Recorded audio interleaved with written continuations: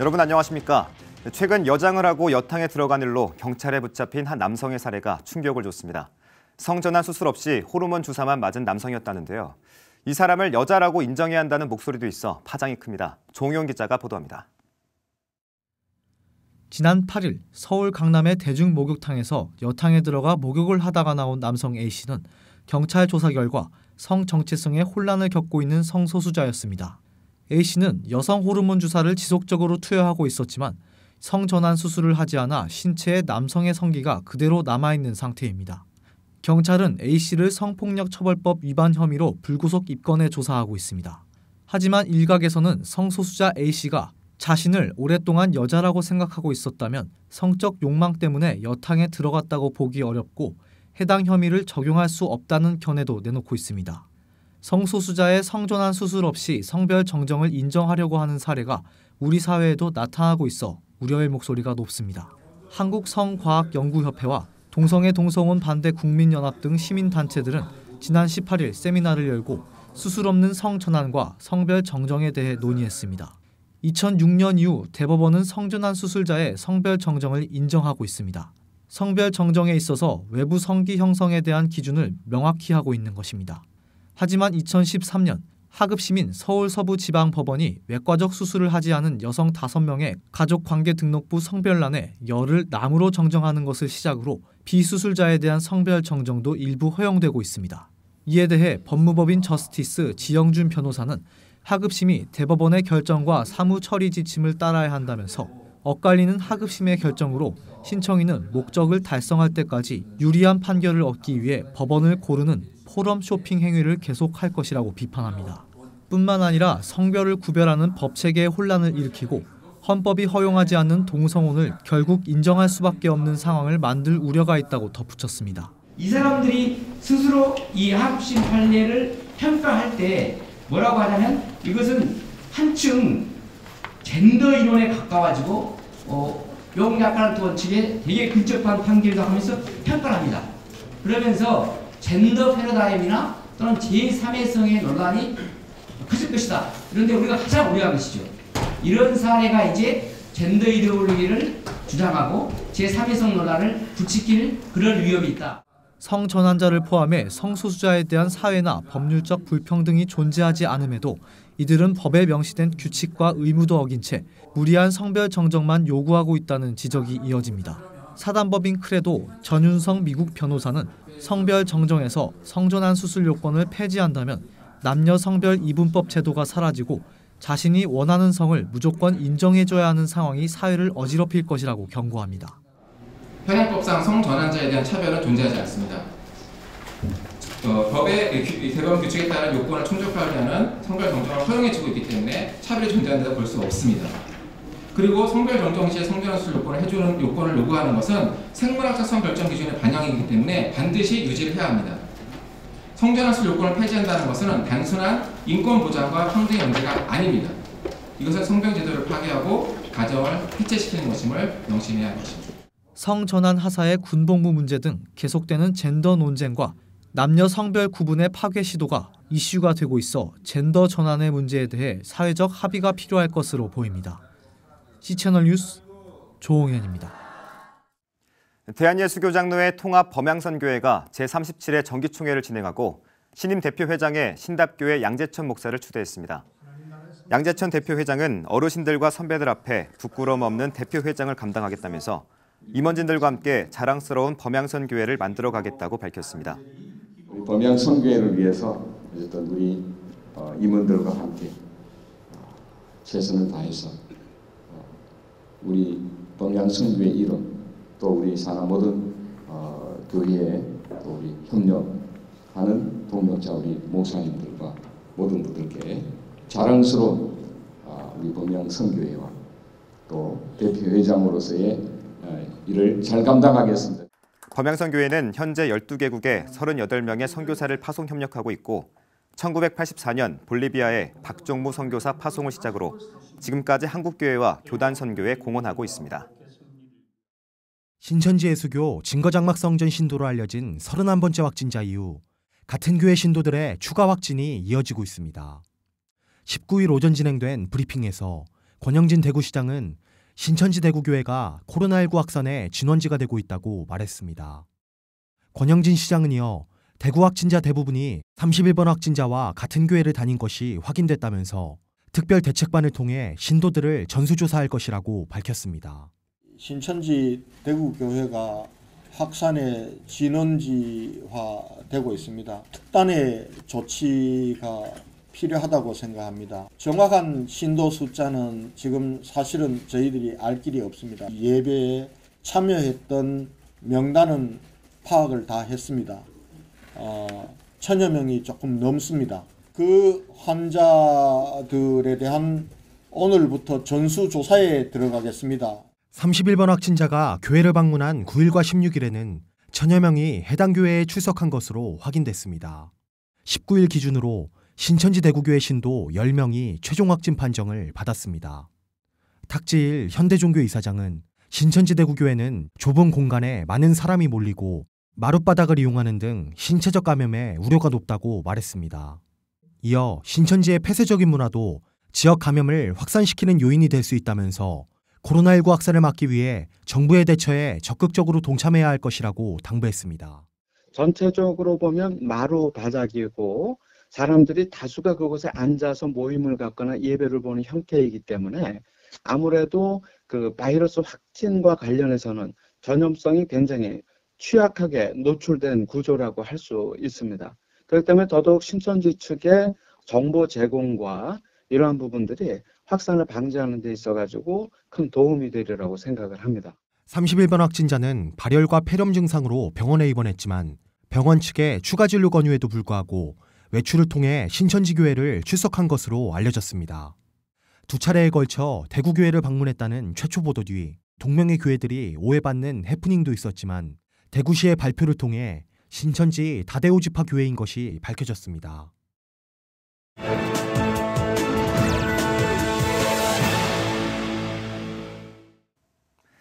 네, 올해는 우리나라와 러시아 수교 30주년이 됩니다. 관련 행사들이 마련되는데요. 그 일환으로 올해는 9월에 볼라디보스토크의 독립운동가 이동희 선생 기념비 제막식도 열리게 됩니다. 관련 내용 러시아 안순철 선교사 전화 연결해서 들어보겠습니다. 네, 선교사님, 한러 두 나라 간의 수교는 30년이 됐지만 러시아는 우리나라와 오래전부터 관계를 맺은 국가죠?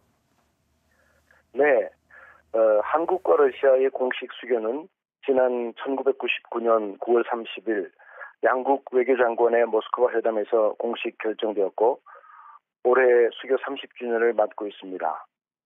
그리고 지난 30년은 냉전 시대의 적대 관계를 공식적으로 청산하고 한러 양국 관계가 전략적 협력 동반자 관계까지 격상되는 숨과 쁘게 달려온 시간들이었습니다.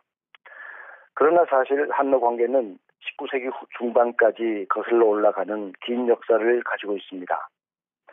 1860년대 고려인의 연해주로의 이주를 시작으로 현재 약 20만에 이르는 러시아 내 고려인 사회를 형성하고 있을 뿐만 아니라 1884년 조로 통상조약과 이어서 러시아 공사관 개설, 그리고 1896년 아관 파천에 이르기까지 고한말 당시 러시아는 한반도에 휘몰아치는 국제 정세 변화의 중심에 서 있었던 것입니다.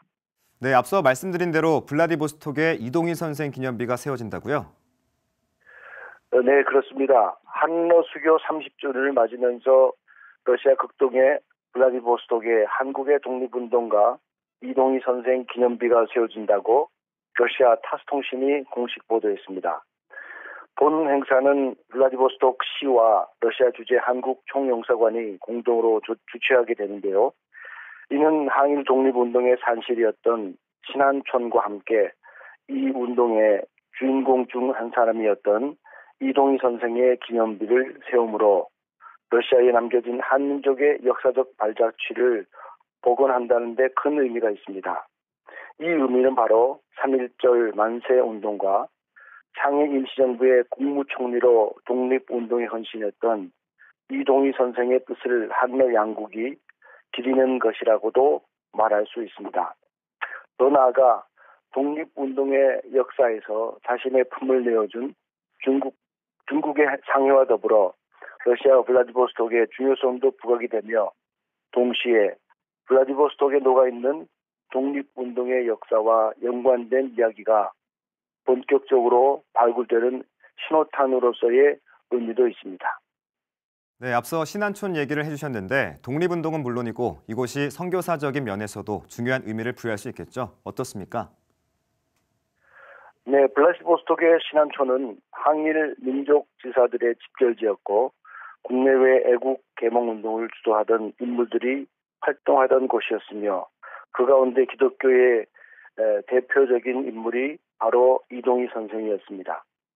이동희 선생은 강화도의 바울이라는 별명을 얻을 정도의 감리교도로서 신앙에 열심이었고 학교를 세워 민족주의 교육이 이루어지도록 힘을 썼으며 그 결과 강화 사람들이 기독교를 중심으로 민족운동에 적극적으로 나서게 되었습니다. 이는 잃어버린 나라의 독립과 백성의 계몽운동의 한 축을 기독교 지도자들이 담당하고 있었음을 이동희 선생의 삶이 증명하고 있다고 말할 수 있습니다. 바라기는 선생의 삶을 기리는 기념비의 건립이 러시아 내 기독교에 대한 긍정적인 의미를 부여할 뿐만 아니라 개신교 선교사들에 대한 새로운 인식을 러시아 사회에 가져올 수 있는 기회가 될 수 있도록 기도 부탁드립니다. 네, 이번 기념비 건립으로 이동희 선생의 정신이 또 한 번 후손들의 마음에 새겨지길 기도하겠습니다. 러시아의 안순철 선교사와 얘기 나눴습니다. 앞서 얘기했듯이 러시아는 100여 년 전 우리나라의 기독교인들이 신안촌을 건설하고 독립운동과 함께 복음을 전했던 곳이지만 지금은 기독교에 대한 통제가 다각적으로 이루어지고 있는 곳이기도 합니다. 지난 2016년에 만들어진 테러 방지법은 공개적인 모임과 예배도 모두 금지하는 반선교적 법안이 되고 있는데요. 그 통제는 지금도 이어지고 있습니다. 러시아에서 전해온 소식입니다. On July 20th, 2016, Russian President Vladimir Putin signed new amendments to a law that governed religious life. Under the guise of confronting terrorism, Putin gave authorities the power to ban preaching, praying, proselytizing, and handing out religious materials outside government-sanctioned churches. The U.S. State Department warned the move signaled a troubling Russian trend of intimidation and harassment. Sergei Rakuba's organization works in Russia. This law is known among evangelical Christians in Russia as an anti-missionary law because it places harsh restrictions on evangelical churches and foreign missionary organizations. Among other things, the law required foreign missionaries to have a permit to evangelize. Also, reading your Bible, singing, or simply praying outside a registered church, even in a home, became illegal. Roman Lankin is a lawyer with the Slavic Center for Law and Justice. The law inflicted serious damage because suddenly many Christians feared that just talking about faith or sharing with others about God was a crime. The Russian authorities are trying to restrict the Protestant and evangelical movements and stop them from spreading their influence and the message of the gospel. But there's one group that's been left alone. The law is unlikely to affect the Orthodox Church, which some 70% of Russians say they belong to. For the moment, never, never, never. Because now the Russian Orthodox Church is closely associated with the state. Desnetsky, who is Russian Orthodox, says there are growing numbers within his church that see all non-Orthodox Christians as cults or foreign spies. And he's not happy about it. For some, Protestants are, if not enemies, then potential danger. So they need, to their opinions, some containing. Actually, the word Orthodox in Russian, pravoslavny, means the proper way to glorify God, which implies that every other way is improper. The Russian Orthodox Church has a powerful ally in Vladimir Putin. The president has elevated the church's prominence and influence in recent years. In fact, in some corners of Russian society, the Orthodox Church is considered the national church. And this idea is being propagated by mass media, society, and unfortunately by the Orthodox Church and the government. For many religious minorities, this is a fight for all non-Orthodox faiths to have the right to practice their beliefs freely in Russia.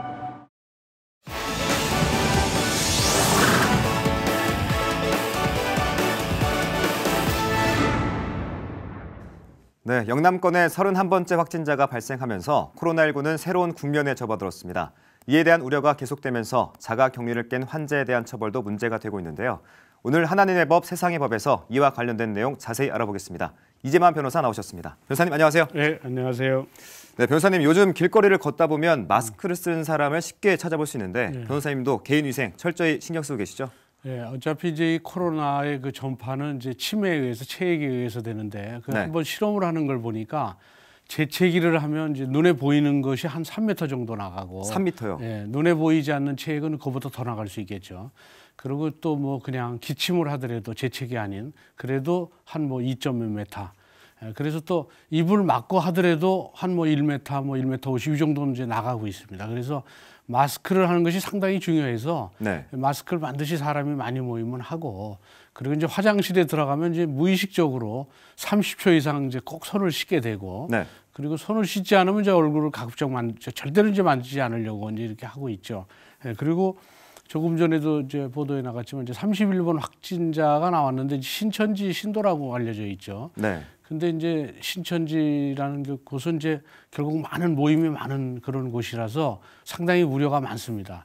그래서 지금 현재 걱정들이 상당히 많은데 그래도 모두 힘을 합해서 이겨내야 된다고 봅니다. 네, 15번 확진자 얘기로 좀 넘어가려고 하는데 이 환자에 대해서 보건당국이 고발 조치를 검토하겠다고 말했습니다. 이 배경에 대해서도 설명해 주시죠. 15번 확진자는 이제 우한에서 이제 비행기 타고 온 사람인데 이분이 한번 확인해 보니까 이제 4번 확진자하고 같은 비행기를 탔어요.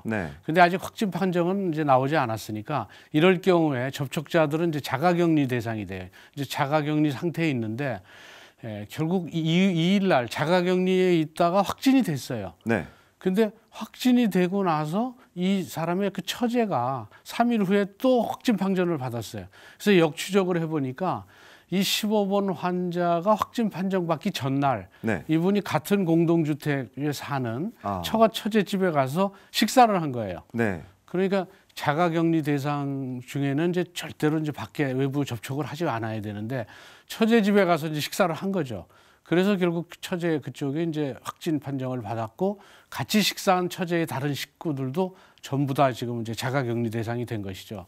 그래서 이제 자가격리의 경우에는 결국 그 격리 대상 기간이 끝날 때까지 외부 접촉을 하지 말아야 되는데 외부 접촉을 해서 이렇게 이제 다른 사람에 대해서 감염을 시켰기 때문에 이런 경우에는 감염병 예방 및 관리에 관한 법률에 의해서 자가격리 수칙을 어기고 다른 사람을 만난다고 한다면 이럴 때는 300만 원 이하의 벌금형에 처하도록 이렇게 법에 규정돼 있어요. 물론 이제 자가격리 대상자가 다른 사람을 만나면 처벌됩니다. 근데 아무 병이 없는 감염이 안 된 사람이 자가격리 대상을 만나러 가는 경우에는 그 사람은 처벌은 안 돼요. 근데 자가격리 대상자는 절대로 외부 접촉을 해서는 안 되고 외부 접촉을 하게 되면 그러면 형사처벌을 받게 돼서 이제 정부에서 고발을 이제 검토하고 있다는 것이죠.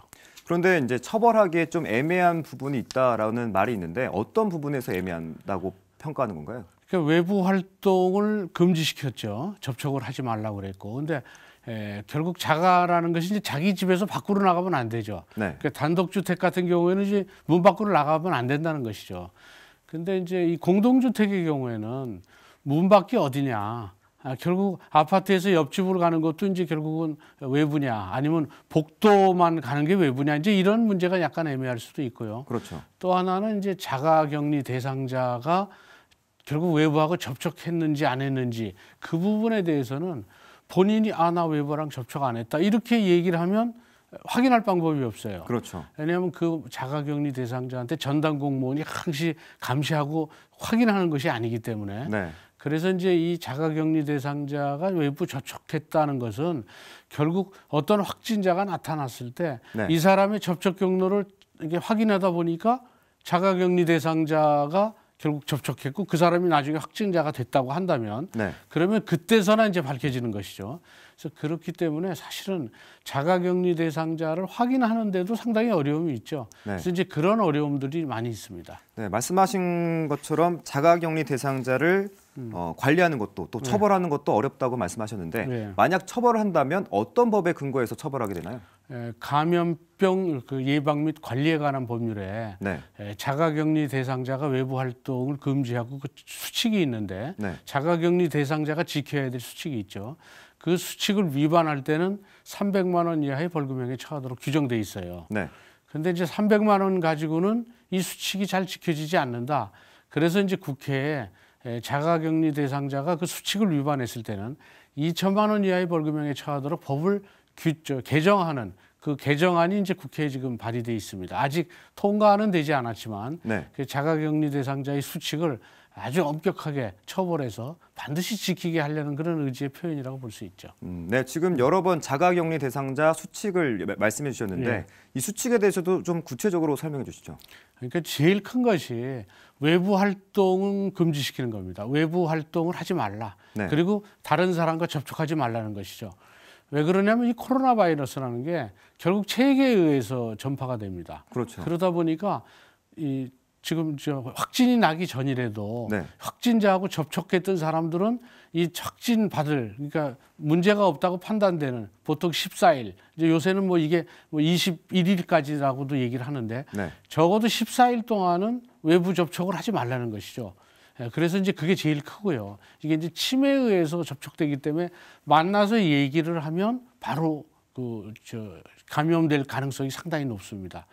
그리고 또 하나는 치료를 위해서 어쩔 수 없이 외부에 나갈 수도 있어요. 병원에 그럴 경우도 있잖아요. 그 병원에 혼자서나 병원에 가야 된다고 병원에 가면 가는 동안에라든지 또 그 병원에서도 자가격리 대상자인지 모르니까 병원에서 또 확산이 될 수도 있죠. 그래서 치료를 위해서 불가피하게 외출을 한다고 하더라도 반드시 보건소에 먼저 연락해서 보건소에 통제를 받고 병원에 가야 됩니다. 그러니까 보건소 그 앞에 이제 미리 들어갈 수 있죠. 확인 다 하고 그리고 병원도 결국은 다 통제받아서 이제 다니고 이래야 되죠. 그리고 집에서 있을 때도 식사도 혼자 해야 됩니다. 가족한테도 전파가 될 수 있으니까. 그리고 뭐 빨래라든지 뭐 이런 것도 혼자 해야 되고 수건, 물품 이거 다 혼자 써야 되고. 근데 이제 가족 간에도 불가피하게 또 대화를 하지 않을 수도 없죠. 가족이니까. 이럴 때는 반드시 마스크를 하고 또 2m 정도 이렇게 떨어져서 그렇게 대화를 하고 물론 가족에 대해서 전파하면 또 안 되니까. 그래서 이런 것들이 이제 반드시 지켜야 될 수칙인데 제일 큰 게 역시 이제 접촉 금지죠. 말씀해 주신 걸 이제 종합해 보면 혼자서 생활하는 게 대부분이고 또 통제를 받는 삶을 좀 지내야 되는 것 같은데 이런 수칙을 만든 데에는 다 중요한 이유가 있을 것 같습니다. 변호사님 보시기에는 어떻습니까? 그게 이제 그 외부에 지역 사회에 이제 그 감염이 확산되면 이제 걷잡을 수 없이 커지죠. 그러면 이제 결국 통제가 불가능해지니까 결국은 본인이 외부에 이렇게 돌아다니면서 지역 사회에 이 병이 확산될 걸 막기 위해서 이제 이 수칙을 만들어 놓은 것이죠. 근데 사실은 집에서 혼자서 있는 게 너무 힘드니까 이 수칙을 지키기 어렵고 또 전담 공무원이 이걸 다 확인하기도 어렵고 그리고 무의식 중에 자기도 모르게 한번 잠깐 나갔다 온 사이에 또 전파될 수도 있고 그래서 그런 것 때문에 이제 지역 그 지방자치단체에서는 차라리 이 감염자들의 그 자가격리 대신 어떤 임시 시설을 만들어서 그 자가격리를 해야 될 사람을 거기다 다 모아놓고 지방자치단체에서 직접 관리하는 것이 지역사회 병이 확산되는 걸 막을 수 있지 않느냐. 그래서 이제 일부 지방자치단체에서는 이런 시설을 만들어서 거기서 결국 격리 조치를 하고 있습니다. 코로나 관련된 문제들이 좀 잠잠해져야 할 텐데 개인의 건강을 위해서도 그렇고 공동체의 건강을 위해서라도 좀 배려가 필요한 부분인 것 같습니다. 이 부분은 어떻게 해석할 수 있을까요? 그 보면 출애굽기 15장 26절에 나는 너희를 치료하는 여호와임이라 이런 이제 성구처럼 이제 불안과 두려움에 떨고 있는 많은 확진자 또는 자가격리 대상자들도 결국 여호와를 믿고 의지하기를 바랍니다. 그리고 또 한편으로는 무엇보다도 수칙을 지켜야 되니까 외출 시에는 반드시 마스크를 하고 그리고 또 30초간 이 흐르는 물에 손 씻는 거를 생활화하고 손을 씻지 않을 경우에는 절대로 이 손을 이제 얼굴을 만진다든지 뭐 입에 손을 댄다든지 하는 그런 일은 이제 없어야 되겠죠. 그리고 재채기나 기침을 할 때 이때 이제 재채기나 기침이 무슨 난간이나 이런 데 묻어 있으면 또 일반 사람들이 이렇게 만지다가 또 그게 또 입에 만지고 그러면 바로 감염되니까 네. 재채기나 기침할 때는 반드시 그 손을 입을 막고 또는 마스크를 한 채로 그렇게 해서 결국 공동체를 위해서 서로를 위한 그 배려가 반드시 지금은 필요할 때라고 봅니다. 네, 질병관리본부도 코로나19가 새로운 국면에 접어들었다고 얘기를 했는데요. 단기간에 끝날 일이 아닌 만큼 나를 위해 그리고 공동체를 위해서 철저한 개인 위생 관리를 지켜야겠습니다. 이재만 변호사와 얘기 나눴습니다. 변호사님, 오늘 말씀 고맙습니다. 예, 감사합니다.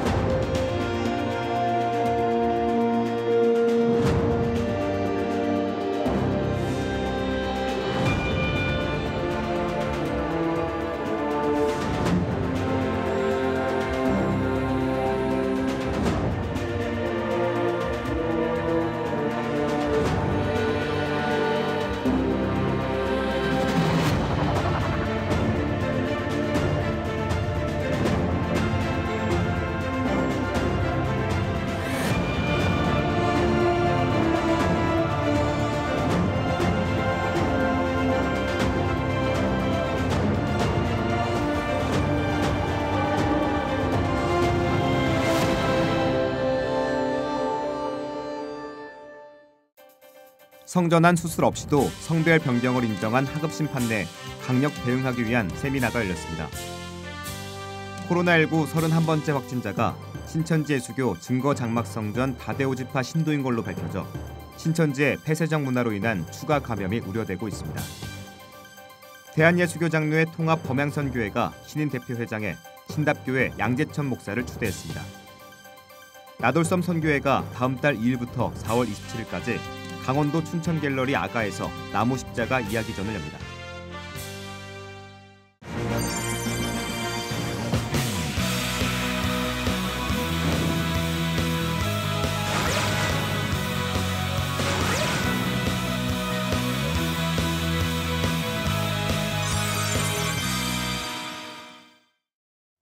네, 개강을 앞두고 중국인 유학생들이 많은 대학가가 뒤숭숭한 분위기입니다. 국내 중국인 유학생이 7만 명에 달한다고 하는데요. 기숙사 격리를 두고 또 다른 갈등이 일어나고 있는 상황입니다. 보다 현명한 대처가 필요해 보입니다. 시채널 매거진 굿데이 오늘 순서는 여기까지입니다. 시청해주신 여러분 고맙습니다.